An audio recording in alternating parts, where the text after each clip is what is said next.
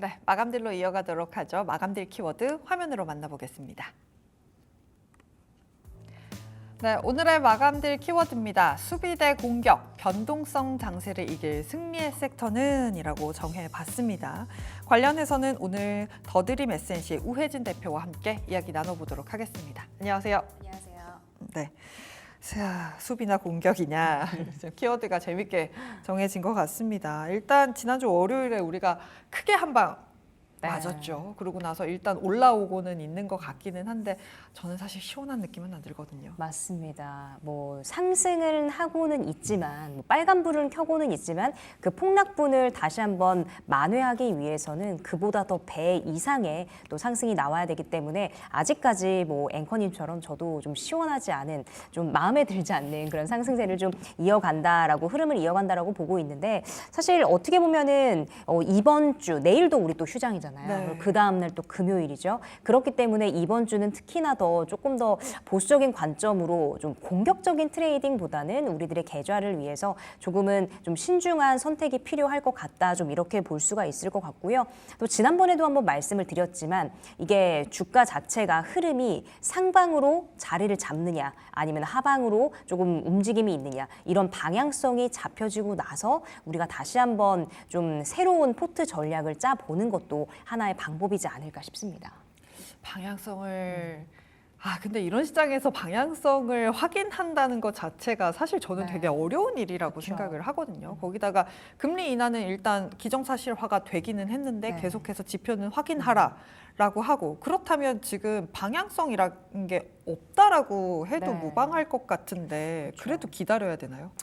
왜냐하면 지금 보시면은 사실 어제 같은 경우도 우리가 시장이 시작할 땐 좋았어요. 굉장히 좋았지만 사실은 하락으로 좀그 방향을 방향을 좀 잡지 못하면서 네. 마무리가 됐고 그렇기 때문에 오늘 시장에서도 이게 상방으로 시작은 하긴 했지만 어떻게 끝날지 굉장히 좀 걱정하셨던 분들 있는데 오늘은 어떻게 보면은 좀 상승으로 끝나긴 했지만 그렇게 강한 상승이 아니라 뭐 코스피 같은 경우는 1% 이내였잖아요. 네. 그런 식으로 봤을 때 이제 여러 가지의 불안 요소들이 아직 해소되지 않았고 뭐 중동발에 대한 그런 전쟁에 대한 뭐 그런 부분들까지 합치면 사실은 굉장히 불안한 장세가 계속 이어진다고 볼 수가 있겠거든요. 그렇기 때문에 아직까지는 조금 그런 흔들리는 장세가 이어질 것으로 보고 지금 뭐 금리 인하에 대한 부분 뭐 0.5다, 0.25다 이야기들이 굉장히 많이 나오고 있지만 사실은 뭐 내일 이제 CPI가 발표가 되지만 어떻게 보면은 내일 발표가 된 이후에 금리 인하에 대한 뭐 퍼센테이지가 뭐 정해질 것이다, 뭐 확실시 될 것이다라고 하지만 사실은 그게 아니라 실제로 FOMC 이후가 어떻게 보면은 정확도가 나오기 때문에 이제는 우리 투자자분들이 그런 기대감보다는 확실한 데이터가 찍히고 나서 조금 움직이는 게 이런 폭락장이나 이런 부분에 좀 대비할 수 있는 방법이지 않을까 이렇게 보고 있어요. 이제는 여러분들 대비를 하셔야 됩니다.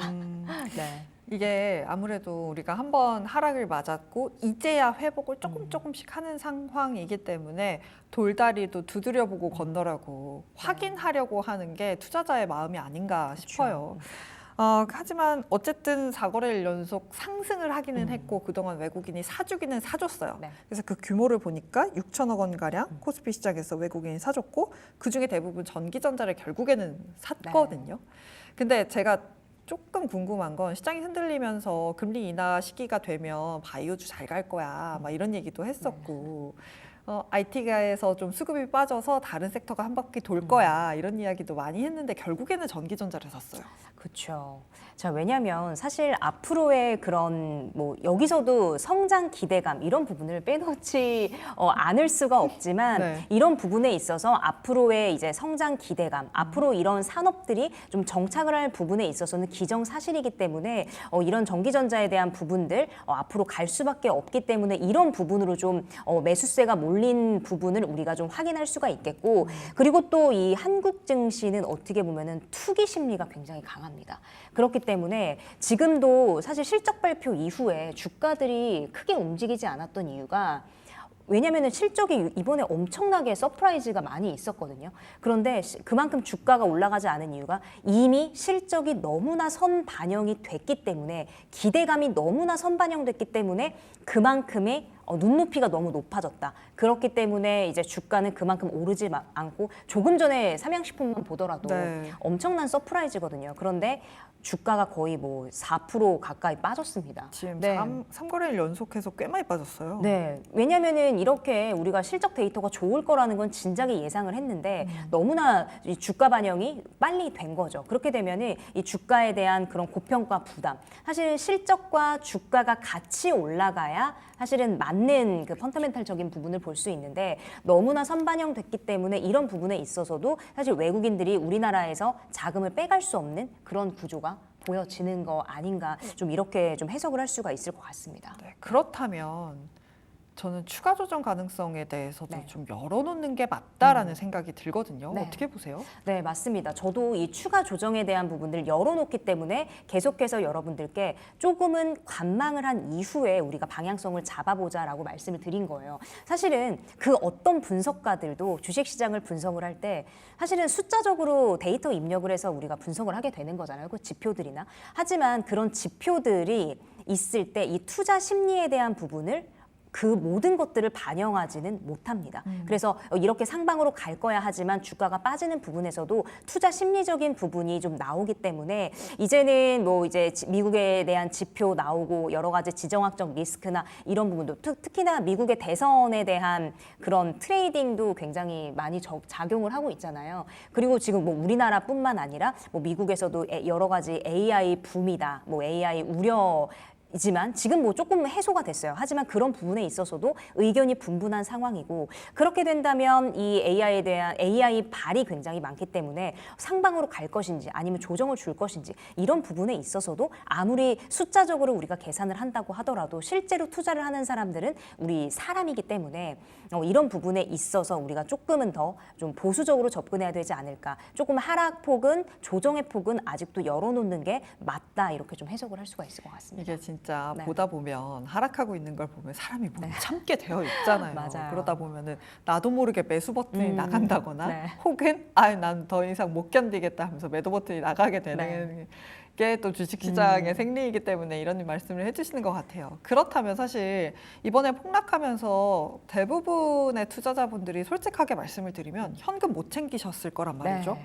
지금 계좌가 솔직하게 말씀드려서 빨간불을 켜고 있는 종목이 많지 않으실 텐데 그럼 그냥 기다려요, 이 시점에서? 우선은 현금이 아예 현금 그 잔여가 없이 다 모든 100% 들어가 있으신 분들은 네. 우선은 저는 이렇게 봐요. 우선은 그 손절 타이밍은 좀 아니라고 보거든요. 그래서 우리가 투자자분들이 내 포트를 보고서 한번 확인을 하셔야 될 것 같습니다. 우선 시가총액 기준으로 나눴을 때 조금 시가총액이 작은 종목들은 이게 변동성이 더욱더 크기 때문에 조금은 손실률로 봤을 때 조금 적은 것부터 조금씩 뭐 전액 매도라기보다는 분할적으로 매도를 하면서 다른 종목군, 다른 섹터에서 좀 수익을 보는 걸 추천을 드리고 이 대형주 같은 경우는 지금 다시 뭐 한 번에 회복이 되진 않았지만 그래도 지금 서서히 회복되고 있는 구간이 있거든요. 그래서 그런 부분에 있어서는 대장주는 조금 가져가는 전략, 시가총액이 좀 낮으면서 금등락이 심한 그런 종목들은 나눠서 분할 매도로 접근을 하시면서 현금 보유량을 좀 챙기시고 그 부분에 있어서 좀 마이너스 난 종목군의 뭐 단가를 좀 낮추시는 그런 방향성으로 가야 손실을 조금 더 줄일 수 있을 것 같습니다. 그렇다면 네. 지금 와서는 종목에 대한 피킹 또 네. 섹터에 대한 피킹이 그 어느 때보다도 더 중요하겠다라는 생각이 네. 들거든요. 그래서 제가 막 여러 가지 공부를 하면서 찾아봤던 게 코스피가 급락하고 나서 제일 빨리 올라왔던 게 뭐 엔터, 네. 방산, 바이오 이런 쪽이다라는 분석 글을 본 적이 있어요. 그렇다면 이렇게 좀 빨리 올라올 수 있는 그동안 많이 빠졌던 수급이 빈집인 곳을 봐야 하는지 네. 아니면 이번에 빠질 때 그래도 좀 덜 빠지면서 제가 앞서도 말씀드렸습니다만 방산주 같은 경우는 뭐 신고가 쓴 종목들도 있고요. 뭐 전력전선 계속 잘 가고 있거든요. 좀 방어를 잘 해낸 섹터를 봐야 하는가 고민이 되거든요.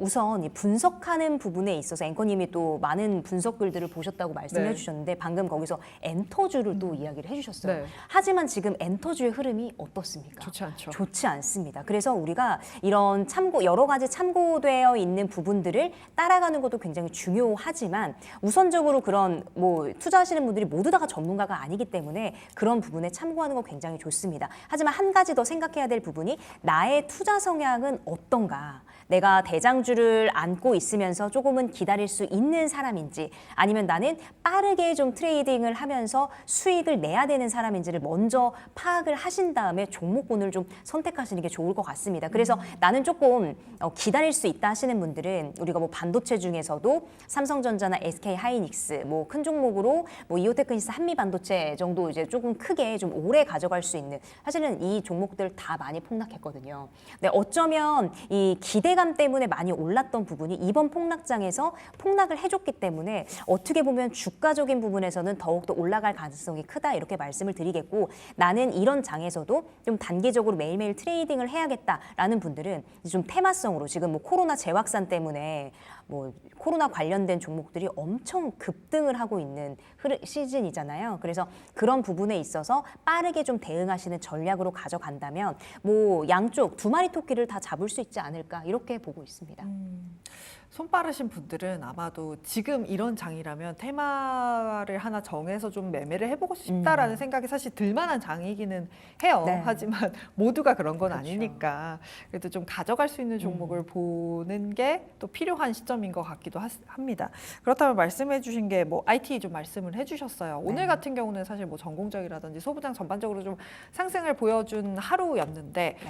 IT 내에서도 조금 더 관심 있게 보는 섹터가 있다면 어디가 있을까요? 우선은 HBM을 우리가 꼽을 수가 있겠죠. 그래서 제가 계속 저도 사실은 그렇게 투자 성향이 대형주 위주만 이렇게 하는 사람은 아니거든요. 네. 그런데 지금 시장에서 너무 변동성이 크기 때문에 그리고 최근에 사실 그 유보율이 부족한 기업들이 힘든 경우도 굉장히 많이 봤잖아요. 그래서 이제는 당분간은 이렇게 변동성이 심할 때는 좀 탄탄한 전략으로 가져가야 된다라는 그런 생각이 많이 들어서 조금 대형주 위주로 이제 좀 꾸준하게 가져갈 수 있는 종목군 위주로 봐서 뭐 반도체 쪽에서는 삼성전자나 SK하이닉스 하지만 삼성전자는 엄청난 그런 물량들을 다 소화를 해야 주가가 올라가기 때문에 워낙 네. 개인 너무 투자자분들이 크잖아요. 투자를 많이 네. 한 종목이니 그래서 SK하이닉스만큼의 탄력이 사실 부족한 게 사실이거든요. 삼성전자 이제 뭐 12단 이야기 나오고 있기 때문에 뭐 주목을 받을 수밖에 없고 앞으로 산업으로 자리 잡을 수밖에 없지만 모든 사람들이 그건 알고 있습니다. 하지만 트레이딩 관점에서 보면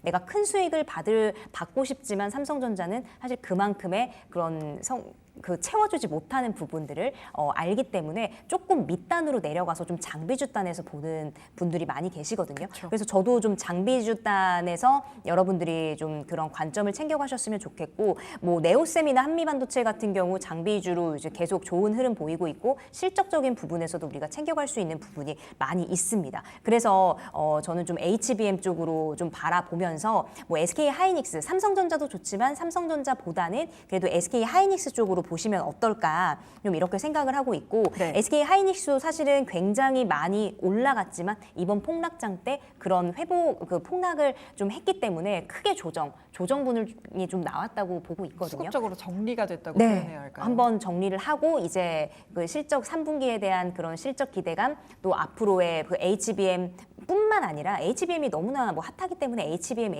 하지만 HBM용 뭐 D램이라던가 아니면 범용 D램 그리고 지금 뭐 SSD 엄청 뜨고 있죠. 왜냐하면 그 수많은 데이터를 처리해야 되기 때문에 뜨고 있고 또 랜드까지 지금 계속 이야기가 나오고 있기 때문에 반도체 전체적인 부분들을 좀 보는 게 맞다 이렇게 보고 있습니다. 그리고 이제 뭐 아무리 반도체 시장에 대한 뭐 이야기가 나오고 있지만 뭐 의견이 계속 갈리지만 이번 달 말에 이제 엔비디아 실적 발표 이후에 그런 향방이 좀 주목을 해볼 수가 있겠고 최근에 엔비디아에 대한 그런 급락이 이어졌던 이유가 사실은 AI에 대한 우려잖아요.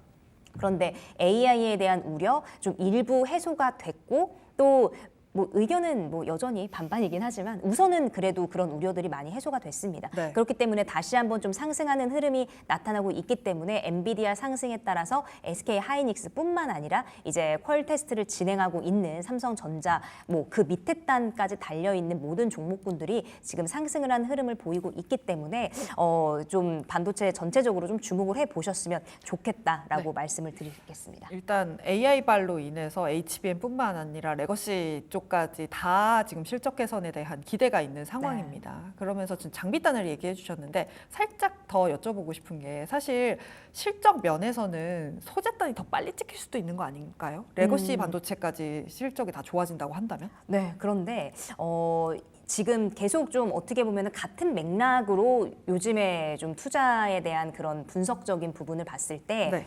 조금은 이제 변동성이 덜한.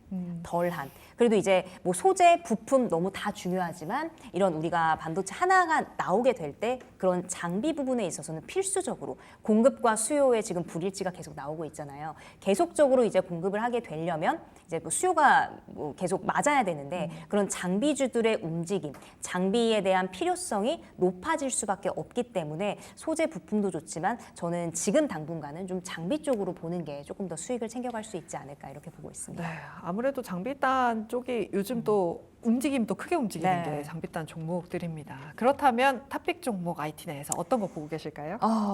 계속 오늘 좀 힌트를 얻으셨을 수도 있는데 오늘 좀 제가 지난번에 한번 이렇게 네. 말씀드렸어요. 좀 단순하게 좀 바라봐도 되겠다. 너무 어렵게 말고 좀 이번에 단순하게 봐서 한미반도체. 네, 한미반도체 좀 가지고 나왔는데 아무래도 이 AI발에 대한 그런 우려, 무색하다, 이런 고점론에 대한 부분 좀 해소가 됐기 때문에 다시 한번 주목을 했으면 좋겠고 최근에 폭락장 이후에 지금 상승 흐름 큰 폭은 아니지만 점점점 상방으로 흘러가는 움직임 우리가 볼 수 있을 것 같습니다. 그리고 HBM 수요에 대한 증가 다시 한번 우리가 장비단 주목을 해야 되는 거 필수적으로 좀 챙겨가셨으면 좋겠고요. 깊은 조정 이후에 상승한다.